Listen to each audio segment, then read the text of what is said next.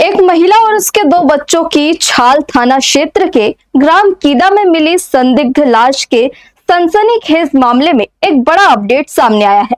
प्रारंभिक जांच में मृतकों के शरीर में गंभीर चोट के निशान मिले हैं, जिससे मामला हत्या का प्रतीत हो रहा है। ऐसे में छाल पुलिस, डॉग स्क्वाड और फॉरेंसिक एक्सपर्ट्स के साथ मामले की पड़ताल में जुट गई है और तीनों लाशों को पोस्टमार्टम के लिए भेज दिया गया है। दूसरी तरफ मामले की गंभीरता को देखते हुए एसपी भी छाल थाना की ओर रवाना हो गए हैं। वहीं पुलिस इस मामले में शंका के आधार पर मृतका के पति समेत 4 लोगों को हिरासत में लेकर उनसे पूछताछ कर रही है। छाल के थाना कीदा में गुरुवार की दोपहर उस समय सनसनी फैल गई जब पुलिस को एक बंद घर के कमरे में एक नहीं बल्कि 3 लाश मिली।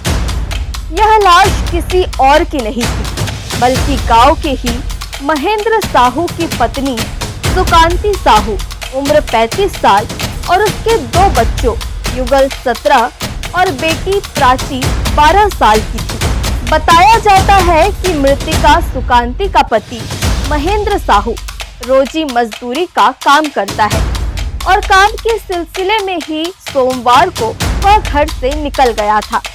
इसके बाद सुकांती अपने दोनों बच्चों के साथ घर में अकेले थी। गुरुवार को सुकांती के घर के पास काफी दुर्गंध आने लगी, जिस पर ग्रामीणों ने इसकी सूचना सरपंच को दी और आसपास पड़ताल भी की और घर के अंदर आवाज भी लगाया, मगर अंदर से कोई जवाब नहीं आया। ऐसे में घटना की जानकारी छाल पुलिस को दी गई। ऐसे में सूचना मिलते ही छाल थाना प्रभारी भी टीम के साथ मौके पर पहुंच गए और जब मकान का दरवाजा खोला गया तो सभी की आंखें फटी की फटी रह गई, क्योंकि घर के अंदर पलंग पर सुकांती और उसके दोनों बच्चों की लाश पड़ी थी।